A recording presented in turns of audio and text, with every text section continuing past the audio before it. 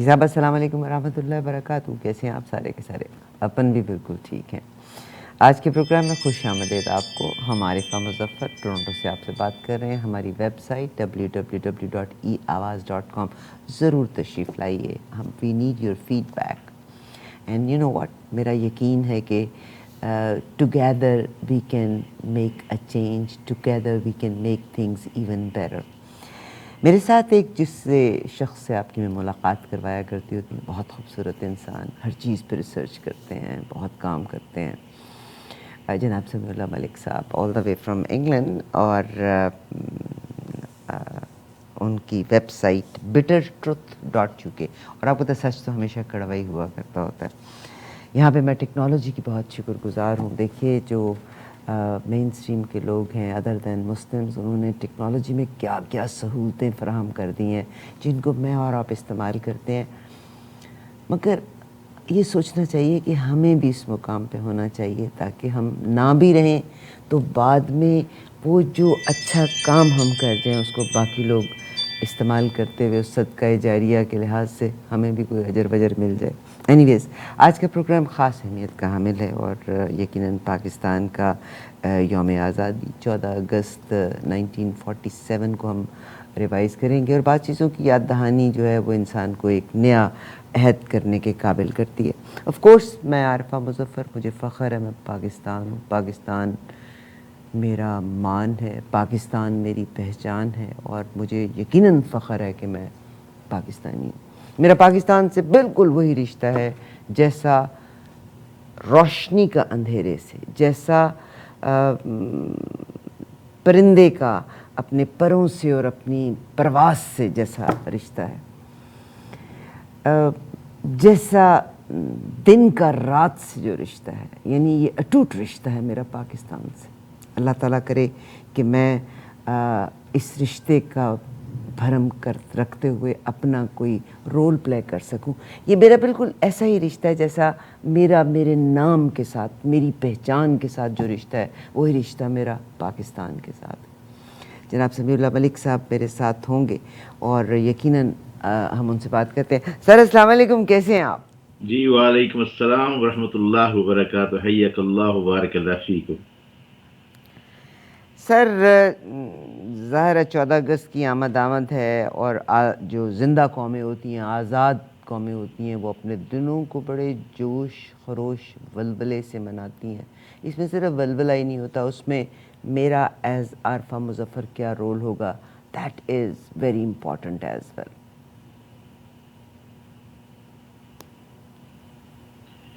اعوذ باللہ السمیع العلیم من الشیطان الرجیم. بسم اللہ الرحمن الرحیم. لئن شکرتم لازیدنکم ولئن کفرتم ان عذابی لشدید. صدق اللہ العلی العظیم. رب اشرح لی صدری یسر لی امری واحلل عقدۃ من لسانی یفقہوا قولی. ربنا تقبل منا انک انت السمیع العلیم. آمین یا رب العالمین. کروڑوں حمد و ثنا اور درود خاتم النبیین صلی اللہ علیہ وسلم کی ذات مبارک پر, اور اس کے بعد الحمدللہ ثم الحمدللہ. میں نے بھی جو قرآن کی جو آیت پڑھی اس کا معنی یہ ہے کہ اگر احسان مانو گے, یہ اللہ فرما رہے ہیں کہ اگر احسان مانو گے تو میں تمہیں اور دوں گا, اور اگر ناشکری کرو تو میرا عذاب بڑا سخت ہے. بہن واقعی آپ نے جو اپنے انٹرو میں جو فرمایا, آپ نے جو تشبیہ فرمائی, اس میں تو کوئی شک نہیں. الحمدللہ ثم الحمدللہ کہ اللہ تعالیٰ نے مجھے, آپ کو, ہم سب کو ایک آزاد ملک میں پیدا کیا, اور آزاد ملک اللہ تعالیٰ نے ہمیں اس نعرے پہ, اس سلوگن پہ, اس وعدے پہ دیا جس کی وجہ سے ہم اس کو ایک موضوعاتی ریاست اور خداداد ریاست سے کہتے ہیں. کہ ہم نے اللہ تعالیٰ سے جب یہ ملک بنا رہے تھے تو سب نعرہ یہ لگا رہے تھے کہ پاکستان کا مطلب کیا, لا الہ الا اللہ. یعنی گویا ہم اپنے اللہ سے یہ عہد و پیمان باندھ رہے تھے, یہ اوفو بالعہد کر رہے تھے کہ اللہ آپ جو ہمیں ایک ایسی آزاد ریاست عطا فرمائے تو ہم وہاں پہ اس کلمے کا, قرآن کا مکمل نفاذ کریں گے, اور انشاءاللہ اپنی بندگی جو ہے آپ کے سامنے جو سر جھکاتے ہیں, اپنی بندگی کا اظہار کرتے ہوئے آپ کے قوانین, آپ کے بتائے ہوئے اصولوں اور راستے پہ چلنے کی کوشش کریں گے. اس میں کوئی شک نہیں بہن کہ اور چند دنوں کے بعد ہم پاکستان کا 75واں ہے کہ جب ہم بچے تھے اور جب عید کا دن آنا اور عید کی علامت ہوتی تھی تو ہم فوری طور پہ پہلے ہی عید کی تیاریاں شروع کر دیتے تھے. اپنے کپڑے، جوتے، جو چیزیں جو بچوں کو جو خواہش ہوتی ہیں اس کی تیاری شروع ہوتی تھی. یہاں تک ہوتا تھا کہ اپنے جوتے کو ڈبے کے اندر بند کر کے رکھتے تھے، پھر اسے کھول کے ڈبہ. ہم تو کبھی کرسی کے اوپر رکھتے تھے، کبھی زمین پہ رکھتے تھے، کبھی اپنے تکیے کے ساتھ اور جی اسٹوپڈ لائف ہاں، اٹ لیکن واز. یہ ہے کہ واقعی صحیح کہا. یہی ہر بچے کی اپنی اپنی شوق ہوتا ہے. میں بتا رہا ہوں کہ کیا شوق ہوتا تھا اس عید کا بچپن میں بھی، اور ہمارے جو بزرگ تھے وہ ہماری ان خواہشات کو پورا بھی فرماتے تھے. اب یہی تو احسان ہے اپنے میرے رب کا. لیکن اس میں کوئی شک نہیں کہ میں نے جیسے کیا کہ اور عقیدت و احترام کے ساتھ اپنا 75واں یوم آزادی منائے گی. اور یقیناً میڈیا میں، پریس میڈیا میں، الیکٹران میڈیا میں بڑی سیر حاصل معلومات بھی ہمیں سننے کو، پڑھنے کو ملیں گی اور دیکھنے کو ملیں گی. لیکن میں یہ سمجھتا ہوں کہ ہماری اس یوم آزادی کا مقصد تب پورا ہوتا ہے کہ جو ہم نے اپنے رب العزت سے، جس نے ہمیں یہ ملک عطا فرمایا، یہ معجزاتی ریاست ہمیں عطا فرمائی، اور اس کو عطا کرنے کے لیے بہت پاکیزہ، بہت بڑا دن جو ہے وہ مقرر فرمایا، عطا کیا گیا. ہمیں اس بات کا بھی خیال رکھنا ہے کہ ہمیں اپنے رب سے کیا وعدہ کیا تھا. ہمیں یہاں ایک لمحے یہاں سوچنا چاہیے ہر آدمی کو، جو آدمی اس پاکستان کی آزاد فضاؤں میں سانس لے رہا ہے اور آزادی کی نعمتوں سے فیاض ہو رہا ہے، اسے یہ سوچنا ہوگا کہ اس آزادی کی نعمت ہمیں جس رب نے دی ہے، کیا ہم نے اپنے رب سے اوفو بالعہد کیا تھا وہ پورا کیا ہے؟ اگر نہیں کیا اس کی وجوہات کیا ہے؟ اور اگر نہیں پورا کیا تو اس کو اگر وجوہات کو پتہ چل جائے تو پھر لازمی بات ہے کہ ہمیں ان وجوہات سے گریز کرتے ہوئے اس کے حل و اسباب کی طرف جانا چاہیے اور قرآن کے نفاذ کا پورا بندوبست کرنا چاہیے. میں اس کی اہمیت کے بارے میں تھوڑی سی 2-4 مثالیں بھی دینا چاہتا ہوں، بہت مختصر سے. اس وقت کے اندر جب پاکستان بن رہا تھا تو جیسے میں نے کیا کہ ہر آدمی یہ نعرہ لگا رہا تھا کہ بن کے رہے گا پاکستان، بٹ کے رہے گا ہندوستان. پاکستان کا مطلب کیا، لا الہ الا اللہ، اس طرح کے جو نعرے لگائے جاتے تھے اور لوگ جو تھے تن من دھن جو اس نعرے کے اوپر قربان کر رہے تھے. اب آپ یہ دیکھیے کہ ہمارے قائد محمد علی جناح رحمۃ اللہ علیہ اور علامہ اقبال جنہوں نے یہ تصور پیش کیا، قائد اعظم رحمۃ اللہ جو تھے وہ اردو سے بہت کم واقف تھے اور موسٹلی ان کی اجتماعات میں جو تقریر تھی وہ انگریزی میں ہوا کرتی تھی، اور لاکھوں کا مجمع جو تھا وہ انگریزی تو سمجھتا نہیں تھا. اب کسی نے ایک دن، ایک صحافی نے، باہر والے نے، اخبار والے نے ایک عام آدمی سے پوچھ لیا، دیہاتی سے، کہ تمہیں کہاں سے آیا ہو؟ اس نے جب بتایا کہ میں اتنے میل کو پتہ نہیں 20 میل یا 22 میل پیدل چل کے آیا ہوں تقریر سننے کے لیے. پھر اس نے یہ بھی بتایا کہ میں رات کو یہاں پہنچ گیا تھا، رات بھی پوری کی. اس نے کہا تمہیں کیا تقریر کی سمجھ آتی ہے جو تو کچھ کہا ہے؟ اس نے کہا یہ تو مجھے پتا نہیں اس کیا کہا، لیکن میرا یہ دل گواہی دیتا ہے جو میرے دل میں ہے یہ بات وہی کر رہے ہیں. کیا بات، یہ ہے یقین و تیقن کیا بات. ایک ان پڑھ آدمی کا. آپ بات اور میں اور آپ بات 14 اگست کی کر رہے ہیں، مگر آپ نے ایک بہت خوبصورت بات کا ذکر کیا. قائد اعظم محمد علی جناح جنہوں نے اپنا تن من دھن زندگی اس ملک کے بنانے جی کے لیے وقف کر دی تھی. جی جی انگریزی انٹرنیشنل لینگویج ہے اور بر صغیر پاک و ہند پہ برطانیہ کی حکومت تھی، تو آپ اپنا point of view internationally communicate کرنے کے لیے انگریزی مسٹ ہے، اور دس از what اٹ از. اور قوم نے قائد اعظم کے جذبے کو فالو کیا اور ان کو پتہ تھا کہ قائد اعظم کبھی ان کو مسلیڈ کر نہیں سکتے. جی سر. جی ہاں، یہی اس میں نے کیا کہ اس حوالے سے جیسے آپ نے فرمایا، اس حوالے سے اسلامیان برصغیر کے یہ جو متفقہ اور جربند اور بیدار کردار کے مالک قائد اعظم محمد علی جناح رحمہ اللہ، جو قیام پاکستان جیسا عظیم اور تاریخی کارنامہ سر انجام دیا ہے. چند سال پہلے ان کو خراج تحسین پیش کرنے کے لیے ایک عالمی تقریبات کا جب آغاز کیا گیا تو بی بی سی جو کہ بہت دنیا کا بڑا معروف ایک میڈیا ہے، اس نے ایک سروے کیا اور سروے میں پتہ چلا کہ سروے کا جو نتیجہ آیا جس میں صرف پاکستان کے لوگوں نے حصہ نہیں لیا، اس میں ہسٹورین جو تھے، اس میں جو انگریز تھے، جو کے لوگ آئے. انٹرنیشنل سروے تھا، تو انٹرنیشنل سروے کے بعد 89% لوگوں نے یہ ووٹ دیا کہ ساؤتھ ایشیا کے سب سے عظیم لیڈر جو ہے وہ محمد علی جناح ہے. یہ دیکھیے کیٹاگور کے لیے کتنی لوگوں نے، مطلب آج بھی آپ بی بی سی کی ویب سائٹ جائیں تو یہ جو چیز میں آپ سے کہہ رہا ہوں یہ آپ کو مل جائے گی وہاں پہ. اب آپ اس بات سے اندازہ لگایا آپ کہ قائد اعظم محمد علی جناح رحمۃ اللہ علیہ کس قدر انہوں نے اپنی فراست کے ساتھ دو بڑی طاقتوں کے سامنے اپنا کیس پیش کر کے ان سے جو پاکستان جیسی مملکت جو ہے اس کا حصہ لیا. انگریز جو کہ قابض تھا، اس کی کالونی تھے سارا خطہ، اور اس کے بعد ہندو، دو قوتیں اور دو قومی نظریہ اس لیے پیش کیا گیا.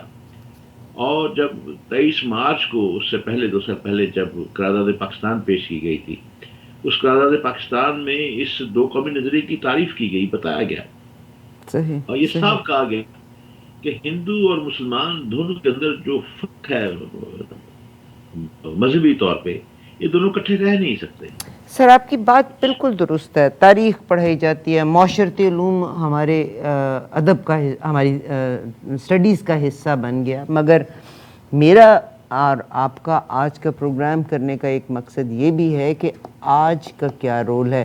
قائد اعظم محمد علی جناح کے بارے میں آپ نے اتنے خوبصورت الفاظ کہے اور یہ اس میں حقیقت بھی ہے، مگر آج ایسے لوگ بھی ہیں جو قائد اعظم محمد علی جناح ان کے کردار پہ انگلی اٹھا رہے ہیں اور ینگ جنریشن کو ایک غلط سبق دے رہے ہیں.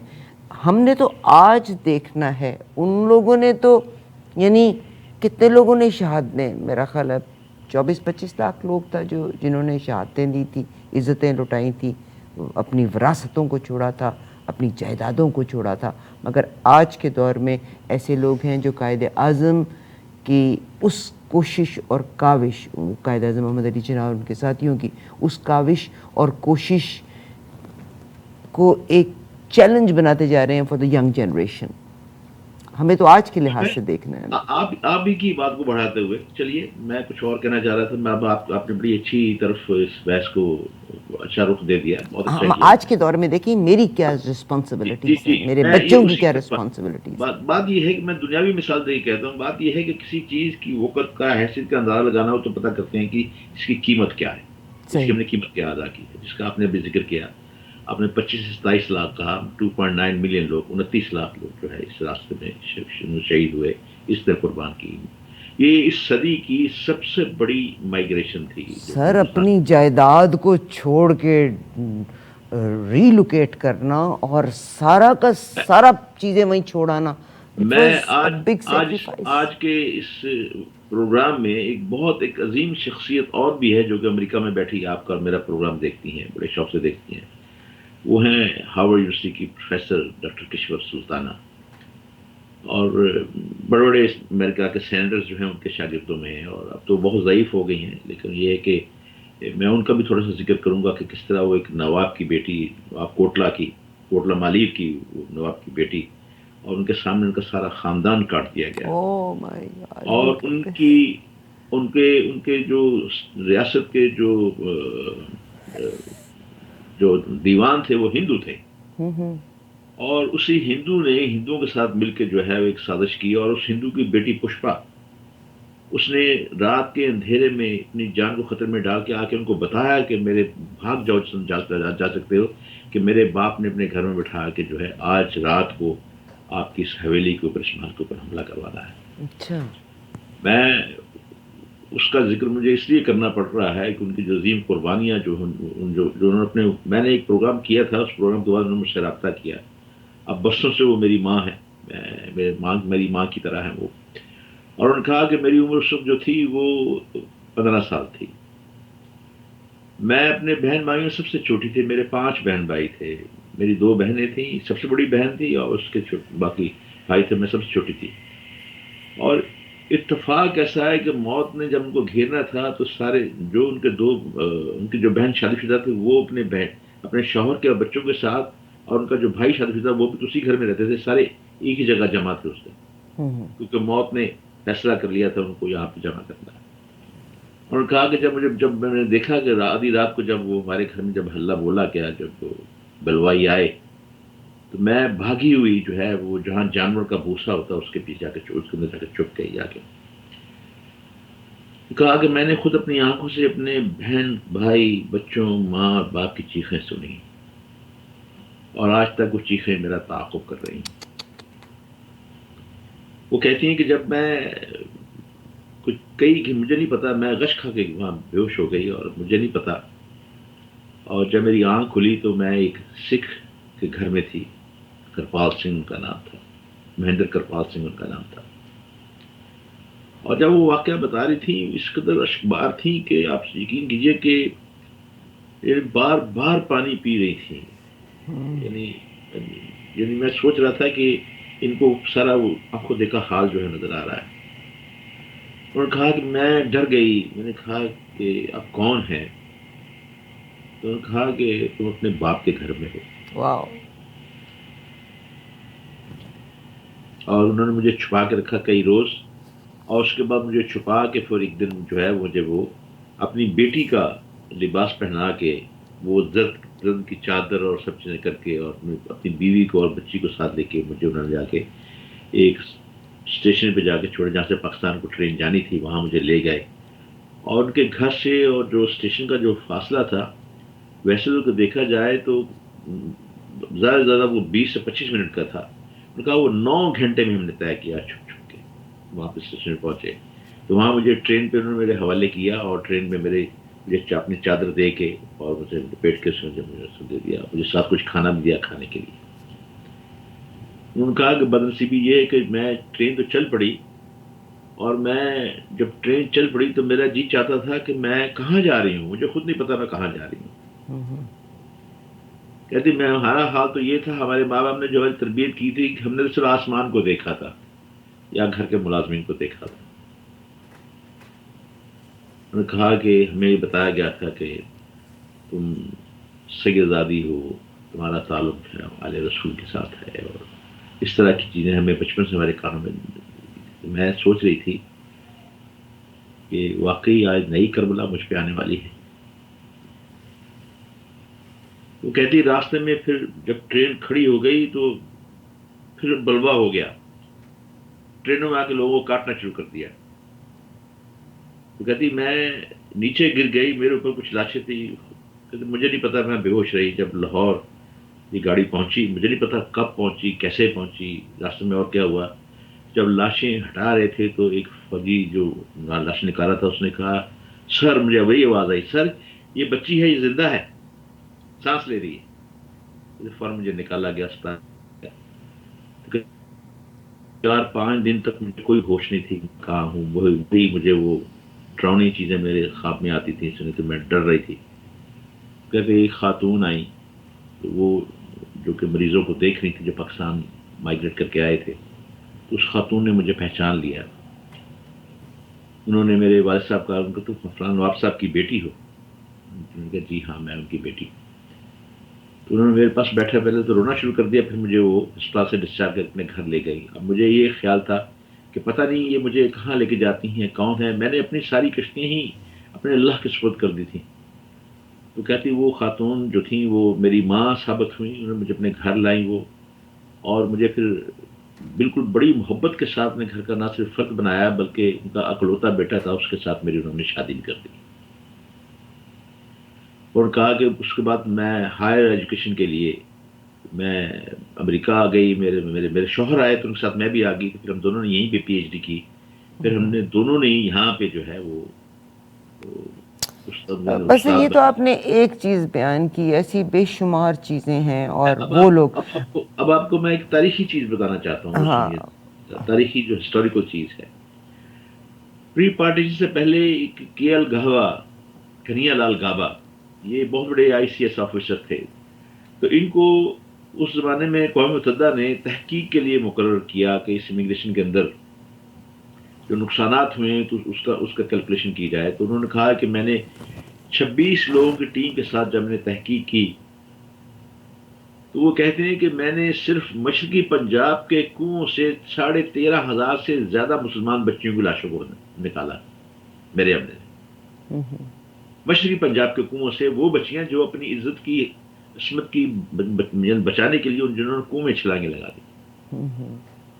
یعنی ان کا تقریباً 6,000 کچھ کنویں تھے جن کنویں سے جو لاشیں جو ہم نے نکالی اور 13,500 سے زیادہ ان کی تعداد تھی. باقاعدہ کتاب میں موجود ہے. ان کتاب کا نام ہے پیسو وائس.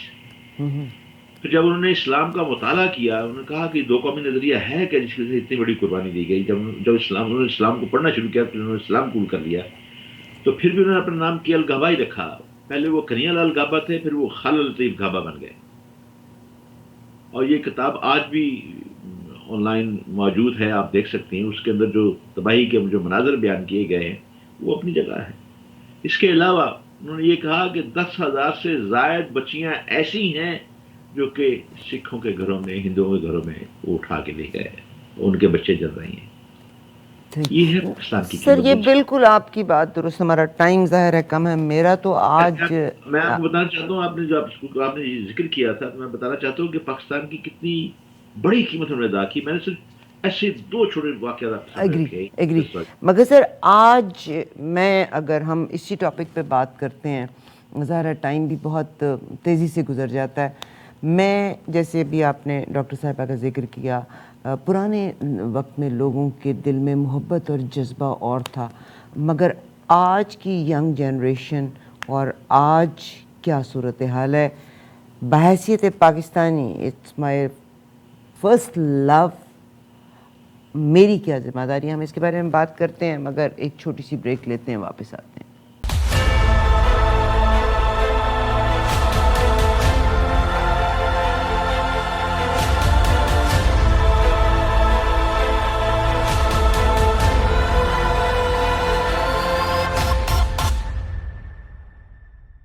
صاحب ایک دفعہ پھر سے خوش آمدید کہنا چاہتی ہوں. ابھی جیسے پروگرام کے اختتام پہ انٹرول سے پہلے میں بات کر رہی تھی جن لوگوں نے قربانیاں دی تھیں یقیناً ان کا بے لوث محبت تھی. یہ 3 لفظ ہیں, ایک ہم ذکر کرتے ہیں محبت کا, ایک عشق ذکر کرتے ہیں عشق کا, اور ایک ذکر کرتے ہیں پیار کا. جب ہم محبت کسی سے کرتے ہیں تو یقیناً محبت بدلے میں صلہ مانگتی ہے. عشق بے لوث ہوا کرتا ہے, بس عشق ہے. اور پیار گیو اینڈ ٹیک ہے, ہم آپ سے پیار کرتے ہیں آپ ہم سے پیار کرتے ہیں, that's all what it is. مگر ہم اس ملک کے لیے کیا کر رہے ہیں. سمیع اللہ ملک صاحب کی کیونکہ نالج بہت ہے اور آپ مختلف موضوعات پہ لکھتے بھی ہیں. میرا جو آج کا کنسرن ہے کہ 14 اگست کو ہم نے سیلیبریٹ کرنا ہے, پہلے لوگ بہت محبت کرتے تھے, آج کل کی جنریشن تھوڑی فاسٹ جنریشن ہے, اوپر سے 6th جنریشن وارفیئر کا بھی شکار ہے, اور ہم بڑے پیارے دماغوں کے لوگ ہیں, ہر غلط چیز کو فوری طور پر ایکسیپٹ بھی کر لیتے ہیں. ٹھیک, میں پاکستان کے سسٹم کے بارے میں جب لوگ بات کرتے ہیں اور خاص طور پہ ابراڈ آ کے, جیسے میں نے کہا میری پہچان پاکستان ہے, میرا مان پاکستان ہے, اور اگر پاکستان ہے تو میں ہوں. آپ دیکھیے سپٹمبر 11 کے واقعے کو یاد کریں کہ جب مشکل وقت آیا تھا تو میجورٹی نے کہاں پناہ حاصل کی تھی, پاکستان کی طرف. ابھی مڈل ایسٹرن کنٹریز جب بدل رہے ہیں تو جب لوگ, تو آپ لاکھ پیسہ کما لیں جی جو بھی کہہ لیں, but at the end of the day گود میں اسی ملک نے ہمیں لینا ہے. ہم وہاں کے سسٹم کی جب بات کرتے ہیں تو مشکل حالات رہے. آپ دیکھیے گا کہ جب سے پاکستان بنا کتنی تو جنگیں ہیں, دہشت گردی کی جنگ ہے, انڈیا کے ساتھ 3 جنگیں ہیں, رشیا کے ساتھ افغانستان کی جنگ, ابھی امریکہ کے ساتھ, اور آج کل پھر پنگا لیا ہوا ہے. یعنی مگر ہم جب سسٹم کی کمپلین کرتے ہیں, جیسے صفائی کی کمپلین کرتے ہیں, تو میں نے خود ذاتی طور پہ کینیڈا سے لوگوں کو جاتے ہوئے دیکھا ہے. یہاں جو ہم اپنا گاربیج اپنی گاڑیوں میں رکھتے ہیں, وہاں جا کے ہم اپنے گاربیج کو باہر پھینکتے ہیں. رشوت, الراشی والمرتشی کلہما فی النار, حدیث بھی ہے. مگر ہم رشوت کو برا کہتے ہیں, لوگوں کے بارے میں لکھتے ہیں, مگر جب ہمارا ذاتی کام ہوتا ہے تو ہم پھر اس کو تحفے کا نام دے دیتے ہیں، اور ہم خود اس کا حصہ. ہم بجلی کی بات کرتے ہیں، کتنے لوگ ہیں جو بجلی چوری کرتے ہیں. یعنی اس ملک کو ہم دے کیا رہے ہیں اور عہد کیا ہونا چاہیے. جی سمیع اللہ ملک صاحب، یہ ہیں کنسرنز. یعنی وہ کہتے ہیں نا کہ 1 جولائی کو کینیڈا ڈے سیلیبریشن کیا کمال کی سیلیبریشن ہوتی ہے، گورنمنٹ سیلیبریٹ کرتی ہے، مگر مجھے کبھی سیلیبریشن کے بعد زمین پہ کینیڈا کے جھنڈے نظر نہیں آئے. اور جھنڈا اور یہ میرا دوپٹہ زمین پہ ہم گرنے نہیں دیتے. مگر یہاں پر تعلیم کی کمی ہے یا کیا ہے؟ میرا رول یا ہمارا رول اس لحاظ سے کیوں اتنا افیکٹو نہیں ہے؟ بہت شکریہ بہن.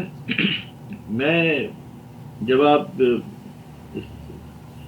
یعنی دوبارہ اس وقفے کے بعد جب آپ انٹرو کر رہی تھیں، اور مجھے ایک بہت پرانا ایک شعر مجھے یاد آ رہا تھا کہ وطن کی پاسبانی جان و ایمان سے بھی افضل ہے، میں اپنے ملک کی خاطر کفن بھی ساتھ رکھتا ہوں. کیا بات ہے میم، اپنے ملک کی خاطر کفن بھی. اور آج فوجی یہ کچھ کر رہے ہیں اور عام آدمی 6 جنریشن وارفیئر کا حصہ بنتے ہوئے فوج کو بدنام کر رہا ہے.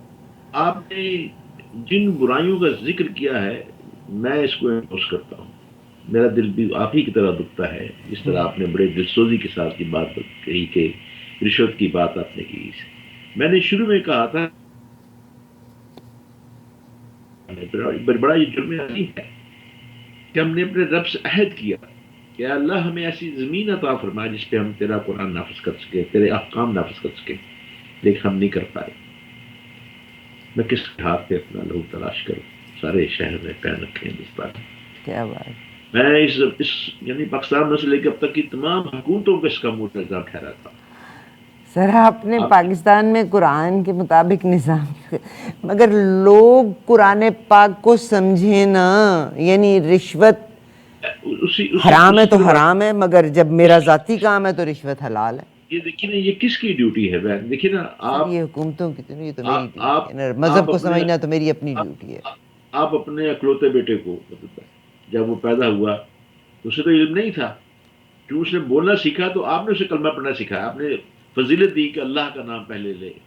آپ نے اسے کلمہ سکھایا، قرآن آیات سکھائی. یہ آپ کی تربیت کی نتیجہ ہے، مطلب ماں کی. تو ریاست جو ہوتی وہ بھی کہ ماں کی طرح ہوتی ہے. آپ یہ بتائیے کہ عوام نے تو عدالتیں نہیں بنانی، قوانین جو ہیں وہ یہ تو جو لوگ جاتے ہیں اسمبلیوں کے اندر. پہلی بات تو یہ ہے کہ ہم نے یہ کہاں سے اڈاپٹ کر لیا، کہاں سے یہ سوچ لیا ہم نے، یہ پارلیمانی نظام، یہ جمہوریت جیسی بلا ہمارے گلے تھوپ دی گئی. پہلی بات تو یہ ہے. آپ نے جو بات کی واقعی صحیح بات کی. یعنی کئی دفعہ آپ کے ساتھ پروگرام سر ہر چیز کا ذمہ دوسروں پہ بھی نہیں ہم عائد کر سکتے. قرآن اور ریلیجن کو انڈرسٹینڈ کرنا اور implementation is my own responsibility. میری سنیے بات یہ ہے کہ ہم نے سب سے پہلے قرآن کو وہ تدبر القرآن، مطلب افلا تدبر القرآن. اللہ تعالیٰ سے قرآن میں تنبیہ فرماتے ہیں کہ تم قرآن پہ تدبر کیوں نہیں کرتے، غور کیوں نہیں کرتے. اب یہ پہلے بتائیے کہ ہمارے جو ماں باپ ہیں کیا وہ اتنے اہل علم تھے؟ جو انہیں وابشہ علم تھا، دینی علم تھا، تو وہ تو انہوں نے پورے خود بھی اس پہ امپلیمنٹ کیا، خود بھی اس پہ عمل کیا، ہمیں بھی کروایا. اس کے بعد انہوں نے ہمیں اسکول میں بھیج دیا اور اس امید میں بھیجا کہ یہ اچھا مسلمان بنے گا، اچھا پاکستانی بنے گا، اچھا انسان بنے گا. لیکن ہماری تعلیم کیا واقعی قرآن کے مطابق تھی؟ پھر آپ یہ دیکھیے کہ وہ جو تعلیم دی گئی، وہ تعلیم جو تھے ہمارا جو گورنمنٹ کا جو محکمہ ہے وزارت تعلیم کا، کیا وہ واقعی وہ چاہتے تھے کہ امپلیمنٹ ہو اسلام کے بارے میں؟ ذمہ داری تو دیکھیے نا اوپر جاتی ہے، سب سے اوپر جاتی ہے. آپ یہ دیکھیں کہ سب سے پہلے سر میں اسی چیز کو تو روکنا چاہتی ہوں کہ ہر چیز کے اوپر ہم دوسرے کو مورد we have our own responsibility as a nation. ہم اس بات میں ضرور رسپانسبل ہیں کہ ہم ووٹ دے کے جن لوگوں کو بھیجتے ہیں اس کی ہم سے جواب دہی ہوگی. Beautiful, you said the right thing. اب صحیح بات، we are 100% responsible our self. جب ہم نے ووٹ دینا ہوتا ہے تو ہم وڈیرے کو ڈھونڈتے ہیں، ہم اپنی پلس کو ڈھونڈنے کی کوشش کرتے ہیں. کہیں بھی کوئی یعنی جو پرابلمز ہیں اور ان کے سلوشن کے لحاظ سے آپ نئی لوگوں کو الیکٹ کرتے. The responsibility is on our shoulder. یہ اس کی سزا بھی تو ہمیں مل رہی ہے نا، ہمیں سزا بھی اس کی مل رہی ہے. اب آئیے آپ نے جھنڈے کے گرنے کی بات بتائی آپ نے. میں بہن، میں تو شدت سے اس بات کا مخالف ہوں. میں کہتا ہوں کہ آپ ایک جھنڈی خریدیں، 2 جھنڈیاں خریدیں، 3 خریدیں، 5 خریدیں، بس اس لیے کہ جب وہ دن گزر جائے. بہت زیادہ جھنڈیاں لگانے سے آپ کی محبت کو سرٹیفکیٹ نہیں ملتا. سرٹیفکیٹ تو تب ملتا ہے جب اس جھنڈی کا احترام آپ کے دل میں کتنا ہے. یہ جھنڈیاں جو بات 14 اگست کو آپ دیکھتے ہو، ابھی ایک تحریک چل پڑی ہے پاکستان کے اندر، نوجوان نے تحریک چلائی ہے. انہوں نے تحریک چلائی، پچھلے مجھے میرا ویڈیو ملا، انہوں نے کہا جی ہم 14 اگست بھی منائیں گے اور 15 اگست بھی منائیں گے. تو بہت سے لوگوں کو اندیشہ ہو گیا. اس نے کہا یہ کون لوگ ہیں، 15 اگست کو تو ہندوستان کا یوم آزادی. اس نے کہا ہم 14 منائیں گے، 15 منائیں گے. اس نے بڑے لوگ خفا ہوئے ان لوگوں سے. تو انہوں نے کہا کہ جی 14 کو تو ہم جھنڈیاں لگائیں گے، جھنڈا لہرائیں گے، اور 15 کو جو جھنڈیاں پاکستان کے جھنڈے زمین پہ گریں گے ان کو اٹھا کے اپنے سینے سے لگا کے انہیں محفوظ جگہ پر رکھیں گے. Again, this is not responsibility of the few people. This آپ is دیکھیے کہ everybody's یہ responsibility. ایک پیغام جا رہا ہے. میں تو پچھلے دنوں میں نے پروگرام کیا، 2 دن پہلے ایک پروگرام کیا. میں نے کہا کہ اگر آپ چاہتے ہیں آزادی منانا، آزادی کا دن منانا، جو جشن منانا، تو آپ یہ دیکھیے کہ اس آزادی میں آپ اللہ کو کیسے خوش کر سکتے ہیں. آپ مجھے یہ بتائیں. میں نے کہا کہ آپ کو کسی آدمی سے بڑی محبت ہے، اپنی اولاد سے بڑی محبت ہے، بچوں سے بڑی محبت ہے، تو کیا آپ انہیں نہ خالص چیز کھلائیں گے؟ آپ کو اگر پتا ہو کہ اس سے کھانے سے بیمار ہو جائے گا، چاہے وہ کتنی ہی قیمتی کیوں نہ ہو، کھلائیں گے؟ نہیں کھلائیں گے. بھی اگر آپ آزادی کا دن مناتے ہیں منائیں، کیونکہ یہ بھی اللہ کی طرف سے دی ہوئی ایک نعمت ہے آزادی کی. پھر میں نے کہا کہ آزادی کی نعمت تو یہ ہے کہ آپ یہ دیکھیں کہ جس کے نام پہ جو اللہ سے ہم نے وعدہ کیا، کیا ہم نے وہ پورا کیا؟ پہلے خود سے اپنا محاسبہ کریں، اپنی ذات کا محاسبہ کریں. کیا آپ اپنے بچوں کو رزق حلال کھلاتے ہیں؟ یہ عمران خان تو آپ کا ہاتھ نہیں پکڑتا کہ مطلق حرام کمائیں آپ، صحیح. یا کوئی اور حکومت تو نہیں آپ کو پکڑ دیا. حکومت تو آپ خود کبھی آپ نے تصور کیا کہ میرے رب نے میرے حصے کی روزی ذکر کی ہے؟ ان اللہ هو الرزاق ذو القوۃ المتین. میرا رب جو کیڑوں کو پتھروں کے اندر غذا دیتا ہے تو کیوں نہیں دے گا؟ دیتا ہے. کیا یہ تو ہماری اپنی ڈیوٹی ہے نا ذاتی. ہم اپنے جو رزق حلال اپنی اولاد کو کھلائیں گے اس کا پھر بعد میں صبر ملے گا نا. جی بات تو یہ ہے، لما تقولون ما لا تفعلون. بات نہیں ہے تم بات وہ کیوں کہتے ہو جس پہ تم خود عمل نہیں کرتے ہو. بات تو یہ ہے کہ ہم تقریریں بہت کرتے ہیں، واز بہت کرتے ہیں، خوشیاں بہت مناتے ہیں. کیا یہ یوم آزادی ہے کہ اس یوم آزادی کے دن موٹر سائیکل کے سائلنسر کھول دیے جائیں اور اس کے شور شرابے سے لوگوں کو ڈسٹرب کیا جائے، یا سڑکوں پہ آ کے ناچا جائے، یا کچھ یہ گانے گائے جائیں، یا اس طرح اور کیا جائے؟ یہ تو یہ یوم آزادی نہیں ہے.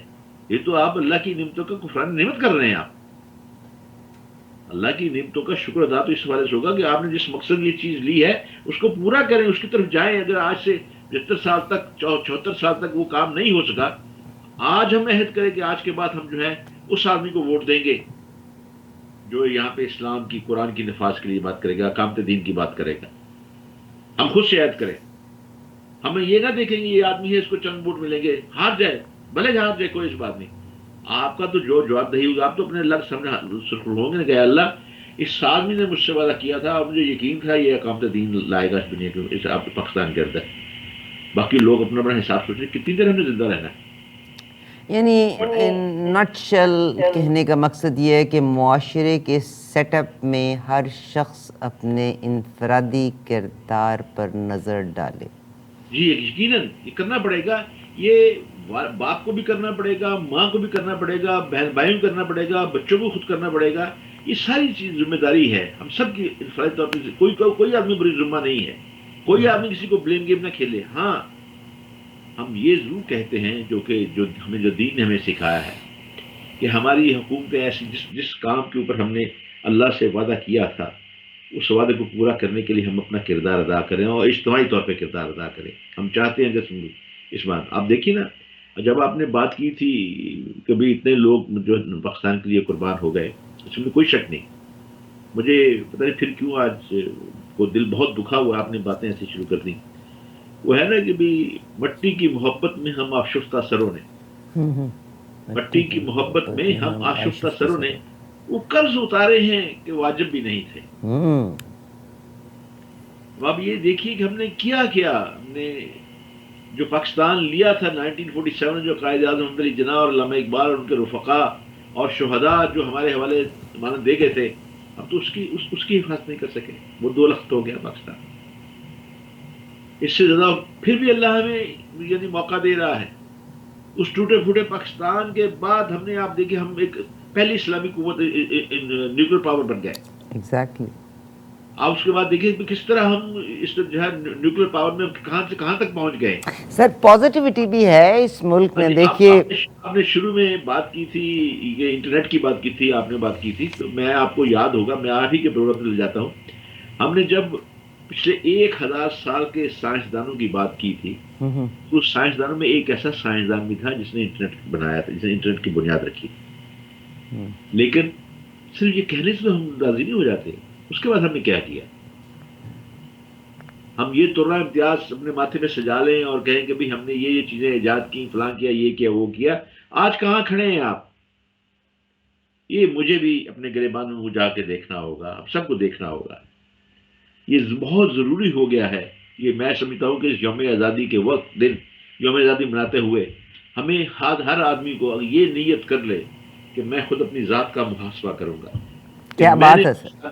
میں نے پاکستان کے لیے کیا کیا, اور جو خود دیکھیے خود اپنے طور سر پہ اس طرح کے چیتے ہیں بھی 2% 4% ہیں پاکستان میں ایسے لوگ. محاسبہ کرے, اپنا محاسبہ کرے. یا میں آپ کو اگر آپ مجھے اجازت دیں تو میں حضرت عبداللہ بن مسعود رضی اللہ تعالیٰ عنہ جو کہ بڑے ہی جلیل قدر صحابی اور قرآن کے پہلے مفسر ہیں, ان کا قول ہے کہ آدمی کو 3 مواقع پہ اپنے دل کو ٹٹولنا چاہیے. 3 مواقع پہ.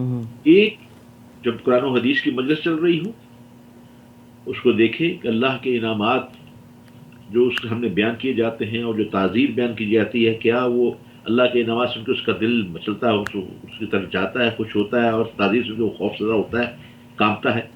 دوسرا, جب پند و نسائی کی مجلس چل رہی ہو, جیسے آج ہم یہ پروگرام کریں, یہ بھی پند و نسائی کی ایک مجلس ہے جو آپ کے ساتھ چل رہی ہماری بات.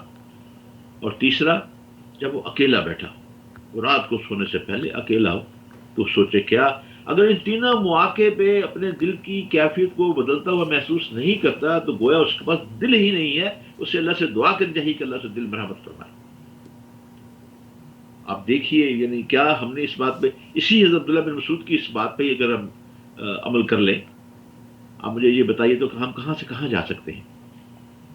ہم نے, لیکن مسئلہ یہ ہے کہ ہم نے تقریریں کرنی شروع کر دی ہیں, واز کرنے شروع کر دیے ہیں, بڑی بڑی لمبی تقریریں شروع ہو گئی ہیں ہماری, لیکن کر ہم کیا رہے ہیں؟ ہمارا اپنا عمل کیا ہے؟ کیا ہم واز کرنے والے, تقریریں کرنے والے, پروگرام کرنے والے اس بات کا بھی غور کرتے ہیں کہ میرے گھر میں, میرے کم از کم میں اپنے گھر کا, اپنی اولاد کا میں ان کا نگہبان ہوں, میں چرواہا ہوں, یہ میرا ریوٹ ہے تو میں ان کا چرواہا ہوں. مجھ سے پوچھا جائے گا ان کے بارے میں کہ رزق حلال تم ان کو کھلایا تھا یا نہیں کھلایا تھا. آدمی کا تو قیامت کے روز پاؤں نہیں ہلیں گے جب تک 3 سوالوں کا جواب نہ دے جائے. تمہیں صحت دی تھی وہ کہاں تم نے لگائی, تمہیں مال دیا تھا کہاں لگایا, تمہیں جان مال دیا تھا تم نے کہاں صرف کیا, وقت دیا تھا تم نے کہاں صرف کیا.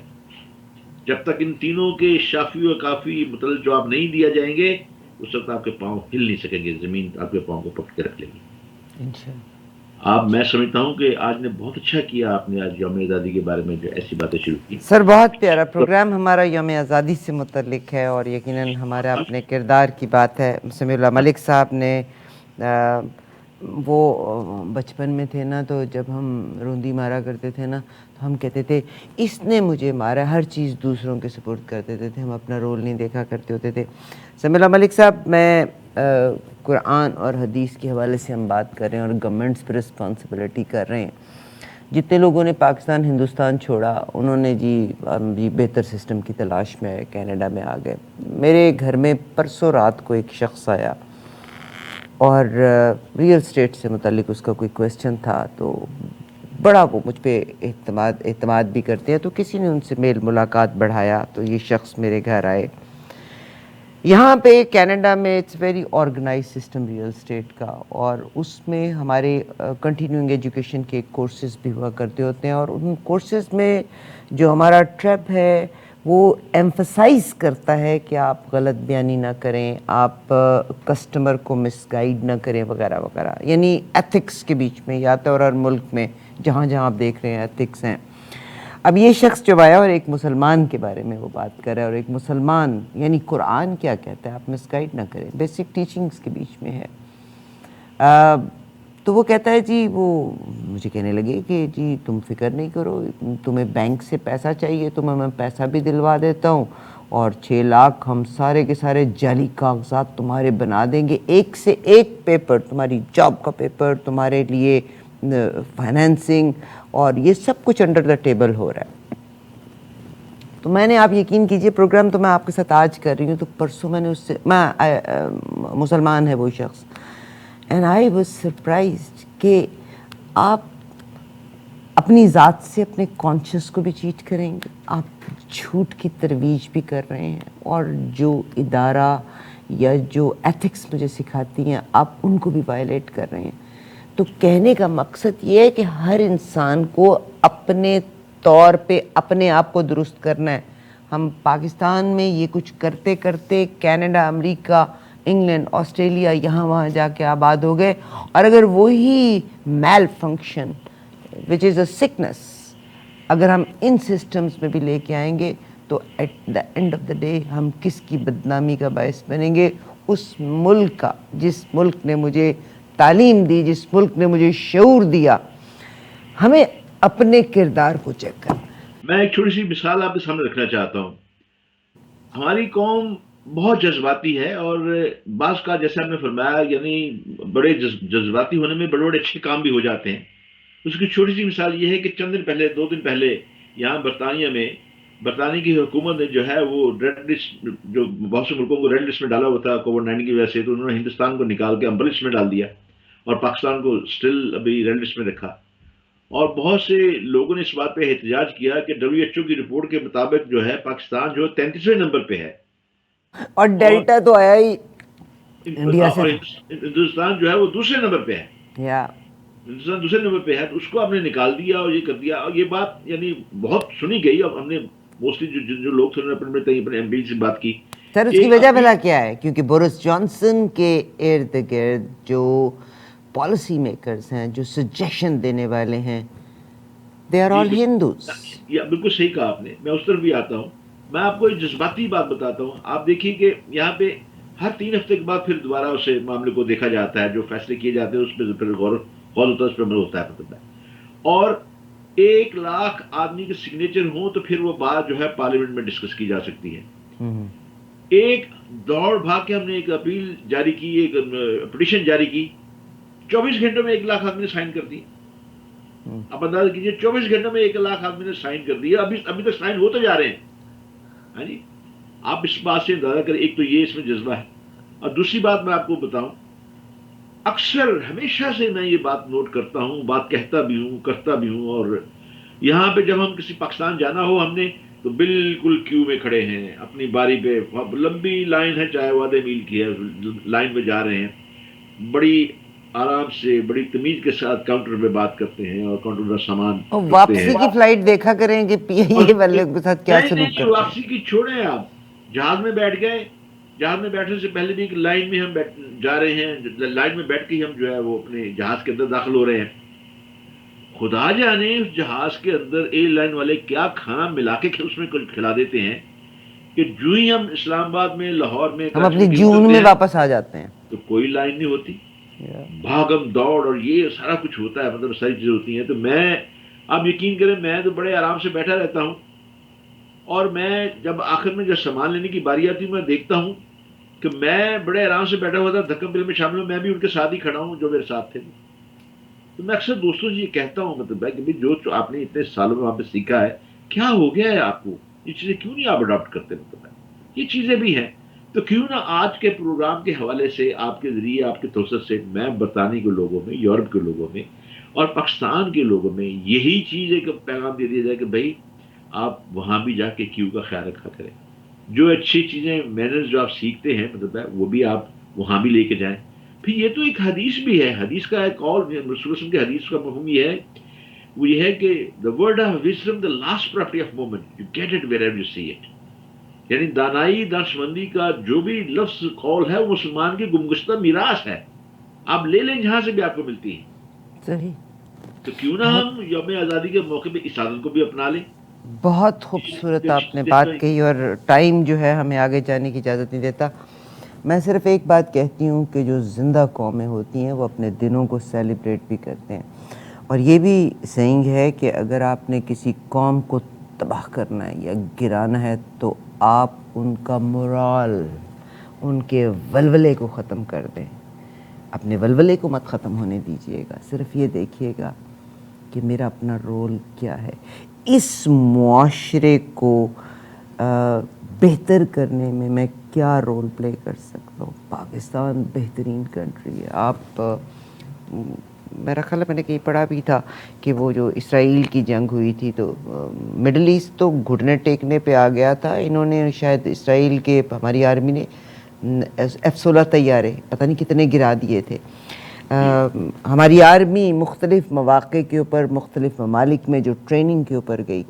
ایک ویڈیو میں آپ کے ساتھ شیئر کرنا چاہتی ہوں جو پاکستان کی آرمی کو ڈیفیم کرنا چاہتے ہیں. یہ بڑی خوبصورت ہے. ملک صاحب آپ نے بھی یہ ویڈیو دیکھی ہوگی، جو کہ سی آئی اے کے ایک ہائی رینکڈ آفیسر ہیں جنہوں نے پاکستان کی آئی ایس آئی کے بارے میں کہی ہے. مگر don't accept these negatives, these are all fake. جو لوگ آپ کو آپ کے اداروں سے بدظن کر رہے ہیں، بھی پاکستانی، اپنے مورال کو آپ رکھیے گا. بٹ مجھے اپنی ڈیوٹیز، اپنے فرائض، ان کے بارے میں زیادہ ایکٹیو ہونا ہے کہ میری کیا ڈیوٹی ہے.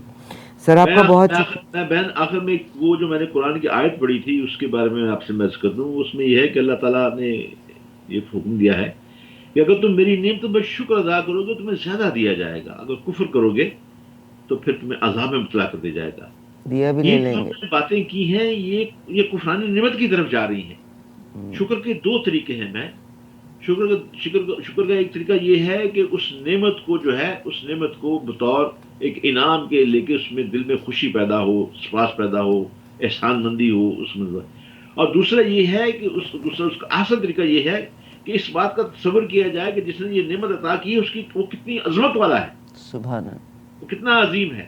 صحیح. تو میں یہ سمجھتا ہوں آج کے پروگرام کے آخر میں جو میں بات کرنا چاہتا ہوں کہ اگر ہم چاہتے ہیں کہ پاکستان جو ہمیں ملا ہے، خدا داد صلاح معجزاتی ریاست جو ہمیں ملی ہے، اس کا اگر شکر ادا کرنا ہے تو اسی طریقے سے ہے کہ ہم اللہ کی باتوں کو، اللہ کے دین کو، اللہ کے قرآن کو، سب باتوں کو اپنا لیں. اور ذاتی طور پر کسی کو بلیم دینے کے آج ہم یہ عہد کر لیں، میں یہ عہد کر لوں، آپ یہ عہد کر لیں کہ آج کے بعد میں نے کوئی غیر اسلامی کام نہیں کرنا. آپ آج یہی عہد کر لیں میں نے جھوٹ نہیں بولنا. چلیے یہی عہد کر لیں میں نے جھوٹ نہیں بولنا. کوئی آپ تلوار کے نوپے طور سے جھوٹ بات نہیں کرواتا ہے. میں نے جھوٹ نہیں بولنا، میں نے رزق حلال کھلانا ہے. یہاں برطانیہ میں رہتے ہوئے آپ کے لیے رزق حلال کے سامان بڑا مہیا ہوتا ہے. آپ کو بھی ہوگا وہاں پہ. آپ یہی طے کر لیں. آپ یہ دیکھیں گاڑی کھڑی ہوتی ہے، ہم دوسری گاڑی کو راستہ دیتے ہیں، وہ گزر جائے پھر ہم گزر جائیں کرتا ہے. بعض کا ایسا ہوتا ہے کہ وہ بھی راستہ دے رہا ہوتا ہے، میں بھی راستہ دے رہا ہوتا ہوں، پھر وہ ایک دوسرے کو ہم فلیش کر کے کہتے ہیں تم آ جاؤ پہلے. بہت یہ جذبے جو ہے میں وہاں بھی، لیکن یہ ہونا چاہیے. ہمیں پاکستان کی یوم آزادی کی وجہ تمام اچھی چیزیں جو ہیں اس کا عہد کرنا ہوگا. ہم یہ چھوٹی چھوٹی چیزیں اس کو آزمائیں گے. بہت شکریہ. پاکستان زندہ باد، پاکستان پائندہ باد. It's a beautiful country. مگر میرا اور آپ کا رول کیا ہے؟ مگر 14 اگست انشاءاللہ سیلیبریٹ کریں گے اور ہم بڑے ٹھنڈے دل سے اپنے کانشیس کو کہیں گے hold me accountable for what I do. I love you Pakistan. میری بے لوس محبت ہے تمہارے لیے. پاکستان زندہ باد، کینیڈا پائندہ باد. اجازت دیجیے گا، انشاءاللہ اگلے پروگرام میں پھر ملاقات ہوگی. خدا حافظ.